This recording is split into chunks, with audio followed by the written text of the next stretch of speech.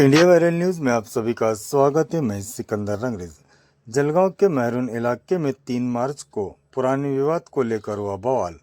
आरोप है कि जिस व्यक्ति पर फोटो जलाने का शक जताया गया, पार्षद सुनील महाजन और उसके साथियों ने अपशब्द कहा, जिससे विवाद शुरू हुआ। विवाद देखते ही देखते मारपीट में बदल गया। हालांकि पथराव की घटना से पुलिस ने इनकार किया है। बताया जा रहा है कि हंगामे के बाद इलाके में भारी पुलिस बल तैनात कर दिया गया है। जलगांव MIDC पुलिस थाने के बाहर दोनों ही पक्षों की काफी भीड़ दिखाई दी। पूर्व पार्षद अशोक लाड़वंजारी ने इस घटना पर क्या कहा, आप देखते रहिए इंडिया वायरल न्यूज। हमारे चैनल को लाइक, शेयर, सब्सक्राइब जरूर करें।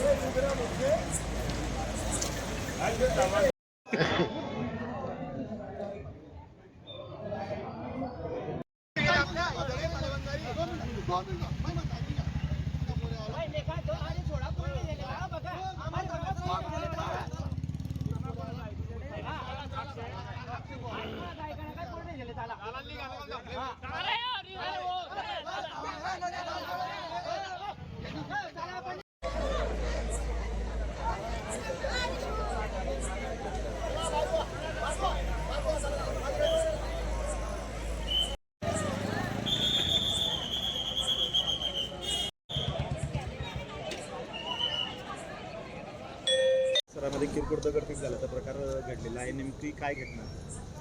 आज दगडफेक वगैरे नाही आहे ती, त्यामध्ये जुन्या भांडणाच्या कारणावरून एक मारामारी झालेली आहे छोटीशी।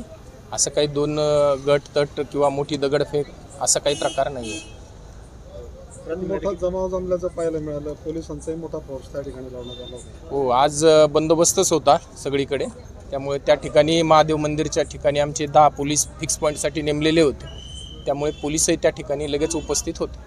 सर, काही संशयित वगैरे ताब्यात घेण्यात आले, गुन्हा दाखल करण्याची प्रक्रिया सुरू आहे? हो, गुन्हा दाखल करण्याची प्रक्रिया चालू आहे, त्याप्रमाणे कारवाई करत आहोत।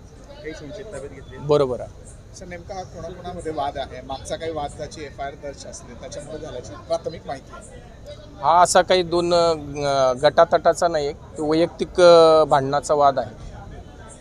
घरामध्ये काही दगडफेक किंवा तोडफोड करण्यात आलेली आहे अशी माहिती मिळते। ते घराचं गेट तुटलेलं आहे, त्याप्रमाणे गुन्हा दाखल करत आहोत। यामध्ये कोणी राजकीय व्यक्तींचं आहे का? नाही, तसं घरातले 6 लाख रुपये चोरीला गेले नाही, असं काही प्रकार नाही, असं काही प्रकार आहे।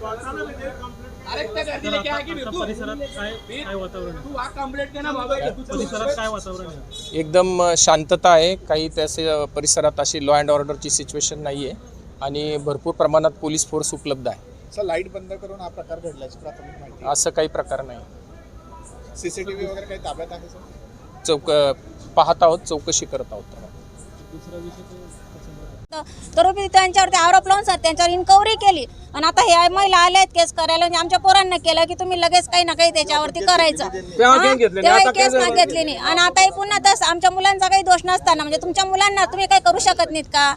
त्यांच्या पोरांना करा तुम्ही, तसं दाखवा ना काही शाळा त्यांना। आमच्याच पोरांना एवढे काय गुन्हे केले, काय गुन्हे केले त्यांना? मी हे उद्या अधिवेशन चालू आहे, मी हा विषय नाथाबुंडला हा विषय सांगितला आजचा कंडिशनचा, आणि नाथाबुंडला मी सांगितलं मागची काय घटना होती, आणि त्यांनी उद्या मला सूचना दिली की मी हा दादा, नेमकी काय घटना घडलेली, काय घडलेलं आहे परिसरात? आज जी घटना झाली त्या ठिकाणी स्वतः मी पण स्पॉटवर नव्हतो, परंतु जी माहिती मिळाली ते ऐकून एक थरारासारखं आहे।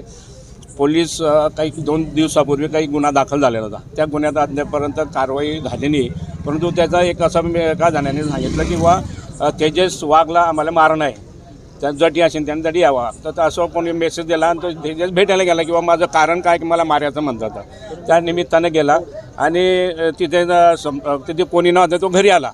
पण घरी आल्यानंतर त्या ठिकाणी पोलीस बंदोबस्त होता, त्यांच्या असताना घरात घुसून घराची नासधूस केली, बाहेर गेट होते, गेट तोडफोड झाली, घरातल्या महिलांना सुद्धा मारलं, बाहेरच्या ज्या महिला होत्या त्या महिलांना सुद्धा मारलं।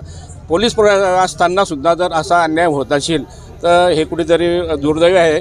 आम्ही स्वतः नंतर आल्यानंतर मी स्वतः आव्हाड साहेबांशी बोललो, भेटलो की साहेब आपण माहिती घ्या, जर खरंच गुन्हे झाला असेल तर गुन्हा दाखल केला पाहिजे, जो आरोपी असेल त्याला अटक केली पाहिजे. परंतु ह्या ठिकाणी आव्हाड साहेबांनी असं कुठल्याही प्रकारच्या ठिकाणी सहकार्य केलं नाही, त्यामुळे हा वाद उद्भवला. आव्हाड साहेबांनी जर तिथे समझोता केला असता की दोघं पार्टीला एकत्र बोलवलं असतं तर हा विषय मिटला असता. परंतु त्या ठिकाणी महिलांना मारहाण नव्हते, महिला तक्रारी द्यायला आलेल्या आहे. त्या महिलांच्या जो मेन तक्रारदार आहे त्याला 2 तास झाले बसवून ठेवलेलं आहे, परंतु जे तक्रार आता कुठे घेतल्या गेलेली आहे. परंतु असं जर MIDCत होत असेल तर हे दुर्दैव आहे. या ठिकाणी आता पोलिसांनीच नागरिकांचं संरक्षण करायला पाहिजे. परंतु पोलिसांच्या समोर जर कोणी गावगुंड येऊन जर तक्रार देत घरात येऊन मारहाण करत अशी महिलांचे कपडे फाडत असतील तर हे दुर्दैव आहे. पोलीस प्रशासनाच्या कुठल्याही प्रकारचा त्या नागरिकाला किंवा तिथल्या तक्रारदाराला घरात घुसणं, पोलीस संरक्षण असताना म्हणजे असं होत असेल तर दुर्दैव आहे. तिथे 4-5 जण होते.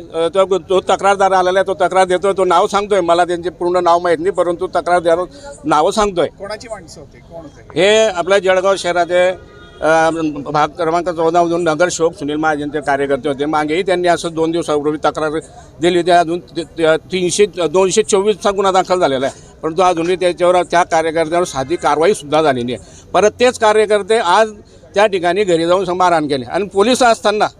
आणि माझं एक म्हणणं आहे की या ठिकाणी जर आव्हाड साहेबांनी जर प्रकरण तिथेच मिटवता आलं असतं, परंतु आव्हाड साहेबांची भाषा बोलण्याची फार उद्धटपणाने सर्व नागरिकांच्या समोर सांगता की तुमच्याकडनं जेवण ते करा, मला मी पोलीस स्टेशनला जाऊन काही बिका.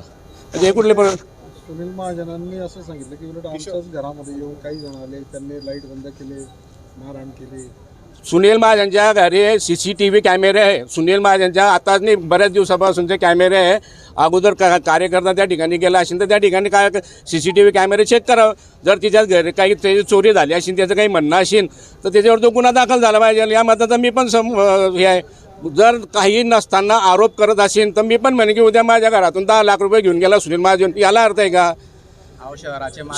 माझी महापौर त्या ठिकाणी CCTV कॅमेरे नसणार का? आज त्या ठिकाणी जर असे आरोप करत असेल तर मग 7 लाख रुपये आज कुठून आले? 7 लाख रुपये आले कुठून? आजच्या बँकेच्या तारीख म्हणजे डेटमध्ये त्या बँकेतून काढलेले आहे का? मग हा पैसा कुठून आला सुनील महाजनच्या घरामध्ये? मग आता आम्ही असं म्हणा का? असं जर 7 लाख रुपये त्यांच्या घरात एवढी एक रक्कम ठेवण्याचा त्यांना अधिकार आहे का? आणि चोरी जर झाली असेल तर मग एवढं घराजवळ आजूबाजूला त्यांचे पोलीस प्रोटेक्शन आहे, त्यांना पोलिसांचा बंदोबस्त आहे त्या ठिकाणी.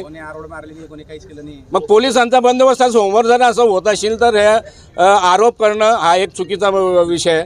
आरोप जर कार्यकर्त्यांना प्रोत्साहन देण्याचं काम सुनील महाजनने केलेलं आहे, तर कधी सुनील महाजन थांबवलं असतं की असं करू नका, ते झालं नसतं. त्यामुळे आमचा या ठिकाणी पोलीस प्रशासनावर रोष आहे आणि सुनील महाजनवर पण आहे की सुनील महाजनने जर कार्यकर्त्यांना सांगलं असतं की हे करू नका, हे चुकीचं होत आहे, तर कार्यकर्त्यांनी केलं नसतं. ज्याला मारहाण झाली त्याला काय म्हणजे तो कोण होता? ज्याला मारहाण झाली तो विचारायला गेला, त्याचा भाऊ आहे, सक्का भाऊ आहे, त्याची वहिनी आहे. राजकीय काही नाही, त्याचा राजकीयशी कुठला काही संबंध नाही. तो कोणाचाच कार्यकर्ता, दीपक वाघ नावाचा पोरगा हा कोणाचाही कार्यकर्ता नाही. तो त्याचं काम घालन तो भला, त्याला राजकारणाशी कुठलाही प्रकारचा काही संबंध नाही.